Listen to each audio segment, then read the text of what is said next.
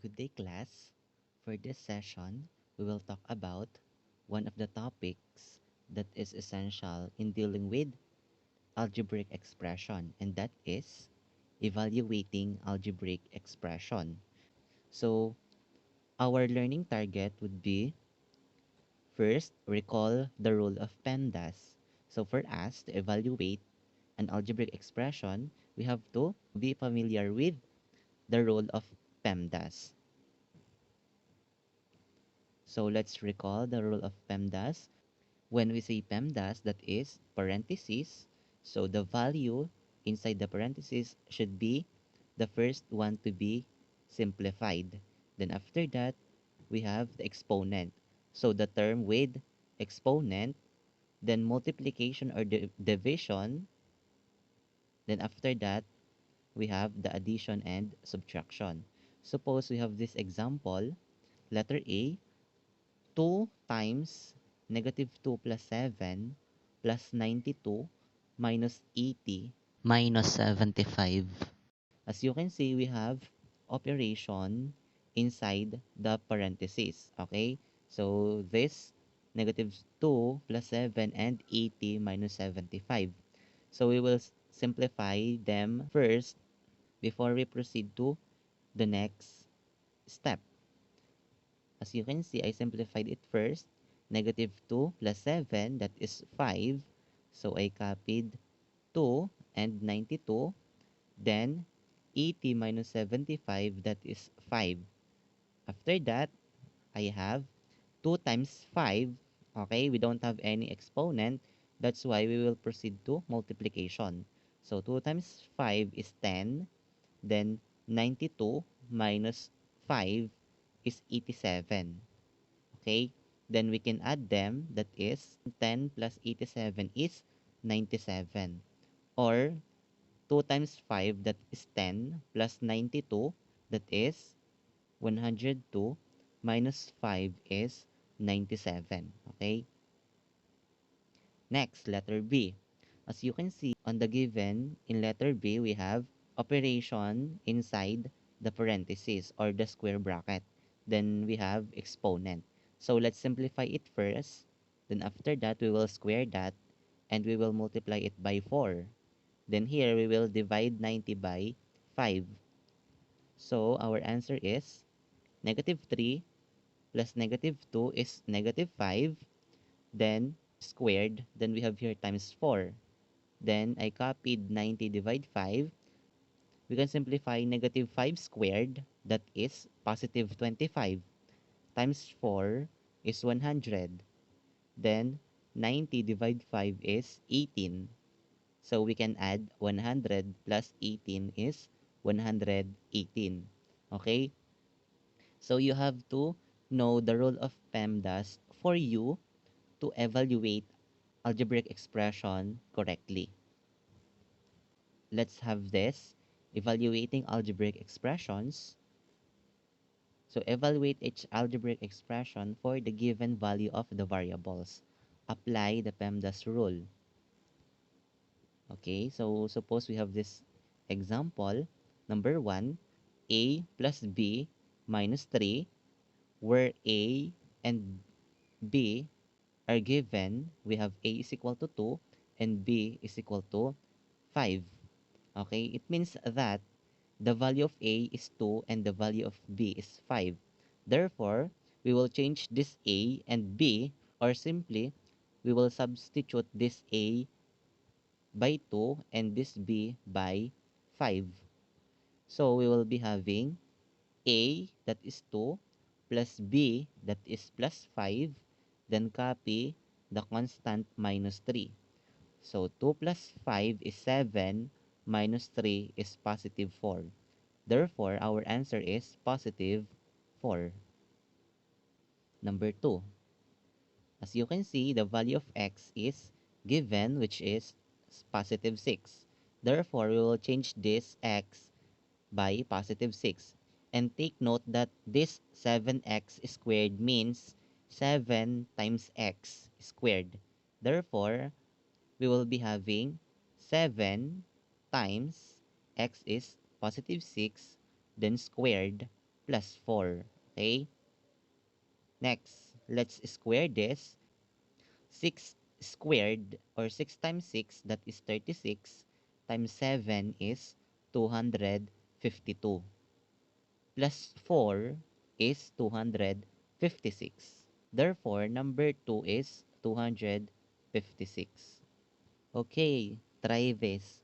If x is equal to 4, find the quantity of x plus 2 squared divided by x. Okay, so all you have to do is change x by 4. Therefore, we will be having 4 plus 2 squared divided by 4. Okay, try to think. 4 plus 2, that is 6. 6 squared, that is 36. If our denominator is 4, so 36 divided 4 is positive 9. You got it right. Now, the question is how to evaluate algebraic expressions. Okay, so here are the steps. First, you have to substitute the given value for each variable. Okay? Then, after that, you may simplify the expression applying the rule of PEMDAS.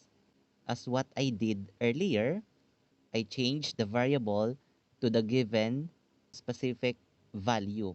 Then after that, I simplify them using the rule of PEMDAS.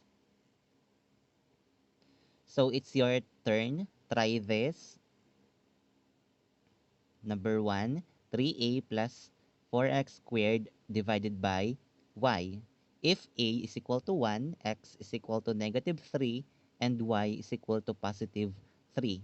All you have to do is to substitute this given value of the variable to the given algebraic expression. So this a will become 1, this x will become negative 3, and this y will become positive 3. Next, number 2, we have 6x squared plus 2y times 5x cubed minus 3y. As you can see, we only have two variables, which are x and y. Therefore, we have x is equal to 2 and y is equal to 2. Just change x by 2 and y by 2. Next, number 3, 12r(s) squared divided by the square root of s minus 6s. Okay, we have two variables where r is equal to negative 4 and s is equal to positive 9. Again, this 3a means 3 times a. This 4x squared means 4 times x squared. Okay? This 6x squared means 6 times x squared. This 2y means 2 times y. Okay? If the variable is besides the number, automatic, that is multiplication. Okay? Multiplication, multiplication, multiplication. This is multiplication. 12 times r times s squared. Okay, then this is also multiplication. Now we will check. Number 1, our answer is positive 13. How? We have 3 times 1. Okay, that is 3 times a, 3 times 1. So that is equal to 3. Then 4x squared. 4x is negative 3. So 4 times negative 3 squared. Negative 3 squared is 9. So 4 times 9 is 36. Plus 3 is 39. So 39 divided by y, which is 3. 39 divided 3 is positive 13. Number 2. The answer is 952. How? We have 6x squared, wherein x is 2. Therefore, 6 times 2 squared. So 2 squared is 4 times 6 is 24. So 24 plus 2 times y, that is 2 times 2. 2 times 2 is 4. So 24 plus 4 is 28. So this is 28. Okay? The combination of these two is 28, then times 5x cube, wherein x is 2. So 5 times 2 cube, 2 cube is 8. That is 2 times 2 times 2. 8 times 5 is 40. So this is 40 minus 3y. Okay, so 3 times 2, that is 6. So 40 minus 6 is 34. Okay, this is 28 times 34. The answer is 952. Okay, number 3. So we have 12 times negative 4 times 9 squared. So let's square 9. That is 81 times negative 4 is negative 324. Then times 12, negative 324 times 12 is 3,888. Again, s squared, that is 9 squared. So 9 times 9 is 81 times negative 4, that is negative 324 times 12, that is negative 3,888. Okay? This expression is negative 3,888 divided by the square root of s. So the square root of 9, that is 3. So we can simplify this because that is division. Okay, so PEMDAS, there is no parenthesis. We have here exponent. Okay, we're done with that. So we will proceed to division. Negative 3,888 divided by 3 is negative 1,296. Okay, so this is negative 1,296. Then minus 6s, therefore minus 6 times 9. So 6 times 9 is 54. Okay, so negative 1,296 minus 54 is negative 1,350. Okay, did you get it right? So our point of reflection is, just as there is an order that must be followed for mathematical operations, there is an order which we must follow when performing some daily task.